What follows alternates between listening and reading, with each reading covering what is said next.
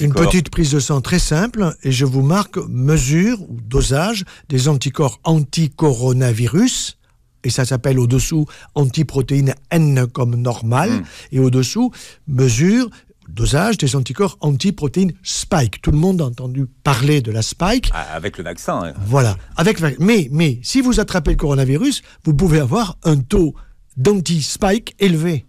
Alors, il faut combien? Parce que les taux, ça ne parle pas trop. Voilà, vous avez tout à fait raison. Le problème mesurer, donc. Non, ça n'a pas été vraiment établi au niveau de l'échelle. Il faut plus de 20, mais vous pouvez avoir 1500. Vous voyez, quelqu'un qui est vacciné va avoir 1500 d'anti-spike. Eh bien, moi, je ne suis pas vacciné. J'ai 1800 d'anti-spike.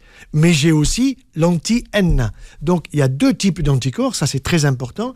L'anticorps contre la spike, d'une part, et d'autre part, l'anticorps contre ce qu'on appelle, si vous voulez, le nucléocapside. C'est pour ça qu'ils mettent N.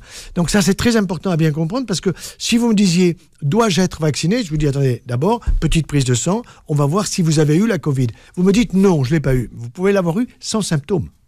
C'est ça qui est intéressant. Oui, ce sont des formes asymptomatiques. Absolument. Et sans le savoir. Et donc, vous êtes immunisé.